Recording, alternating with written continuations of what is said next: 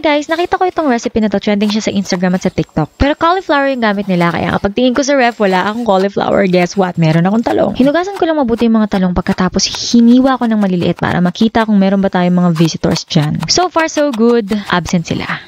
Pagkatapos ko maghiwa, isip ko, ba't ang konti nitong mga talong? Parang hindi kasya sa amin, kaya naman naghanap ako sa ref. Sakto nakita ko ng ice cream, charot lang. Siyempre, Tokwine, ilang beses ka na rin na biktima ng nanay mo. Minsan nga, GG. Kumuha lang ako ng kitchen towel, dating gawin. Papatray lang natin mabuti para manuot yung marinate na ilalagay nyo yung mga pampalasa. At iwas talsik na rin kapag ka magpiprito ka. Kanina nga ginamitan ko ng kutsilyo, pero naisip ko, why not kamayin ko para hindi perfect yung shape niya. Feeling ko visually mas maluloko natin yung mga bata. Niloko yung mga bata. Mas magmumukha siyang hindi tokwa or talong kapag ka uneven yung shape niya, diba? Wala lang. And you know what? Very satisfying habang pinagpuputol-putol ko yan. Nakakawala ng stress. Kumuha lang ako ng isang malinis na container, yung may takip. And yung medyo malaki, pagkatapos transfer ko nga yung tokwa na pinagputol-putol ko at yung talong. Namili na nga rin ako ng mga spices na gagamitin ko. Kayo, kung anong meron kayo dyan, gamitin nyo yan. Magsimula kayo sa asin at paminta, konting asukal, yung mga basic na meron kayo dyan. Kung wala kayong iba pang herbs and spices, pwede na yan. Pwede kayo maglagay ng Spanish paprika, pero meron ako ditong Cajun seasonings na meron na siyang paprika, onion powder, garlic powder. Kaya naman ito na lang gagamitin ko dahil medyo marami na siyang seasonings. Pwede din kayo maglagay ng dried oregano, basil, at kung ano pang meron kayo dyan. Make sure na huwag pupunain yung container para ma-shake nyo pang maigi mamaya. Feeling ko nga kulang pa sa paminta kaya naman dinagdagan ko pa.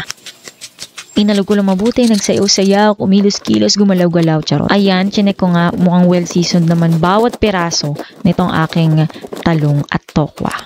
Next is yung container, paghahalu-haluin ko lang itong cornstarch at flour kung wala kayong flour or cornstarch kahit alin dyan. Pero nilagyan ko siya ng cornstarch para mas ma-achieve yung kanyang golden brown at yung kanyang crispiness. Nilagyan ko lang din ng mga pampalasa, asin at paminta, konting asukal, garlic powder, Cajun seasonings at kung ano pang mga herbs and spices ang gusto nyong ilagay. At syempre, lalagyan ko lang yan ng tubig, haluin mabuti. Pagkatapos ganito, dapat yung consistency niya hindi ganun kalapot.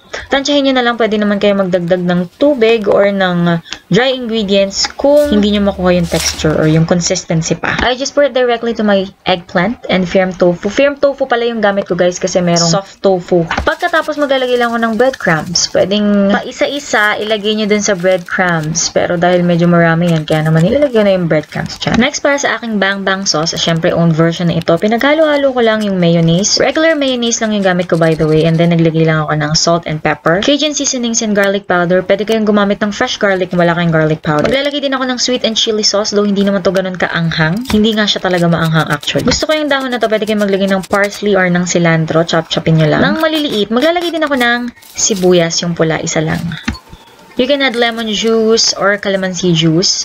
Pwede ding vinegar. Brown sugar or white sugar, kung ano meron kayo dyan, pwede ding honey. Konting soy sauce at dahil hindi naman maanghang yung ginamit kong sweet and chili sauce kanina, maglalagay ako nitong samjang. Pero kung gusto nyo pang mas maanghang, pwede kayong gumamit ng paborito nyong hot sauce. Kaya ito bang bang sauce dahil meron siyang kick ng spice. Depende na lang sa level na gusto nyo. Siyempre, lulutuin natin yung ating tofu and yung ating eggplant. Hinayaan lang natin mas kumapit pa yung lasa habang pinaprepare pa natin yung mga iba pa nating ingredients kanina. Option 1, kung gusto nyo mas healthy, less oil to no oil, pwede nyo siyang i-bake. I baked it for 20 minutes, 220 degrees Celsius. Siyempre, ito mas malasa at mas masarap kapag ka deep fry. Well, meron naman tayong mga ways para hindi ganong sumipsip ng mantika yung ating mga fried dishes. Number 1, make sure na tama yung temperature ng inyong mantika. Kung meron kayong thermometer, mga 160 to 180 degrees Celsius. Pero kung wala, you can check your cooking oil by using wooden spoon or wooden stick. Kapag ka mabilis na umaangat yung bubbles and nagsisizzle na yan, yon, pwede na magprito. Yes, luto na pareho yung aking binake and yung aking frinay. Pagsasamahin ko na yan, pinakita ko lang sa inyo yung dalawang options. We have two ways to eat this. Pwede nating isaw-saw lang at pwede din namang ilalagay natin yung sauce. Ito yung gusto ko, ilalagay natin yung sauce. Just pour your sauce all over your fried tofu or baked tofu and eggplant. Mix them well. Medyo nadudumihan ako sa presentation kaya lilipat ko siya ng bowl pero pwede nyo na tong kainin.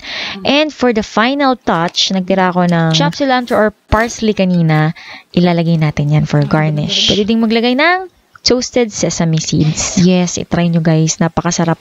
Crispy, creamy, and malasang-malasa siya. Pwede nyo din tong gawin sa iba nyo pang mga gulay. Meron din pala akong version ng Bang Bang Chicken Kebab. Check nyo yan sa aking YouTube channel at sa aking Facebook page. Meron din po akong Instagram at TikTok, Jane Agustin Silvestre. Sa YouTube, dito, Jane Agustin Silvestre.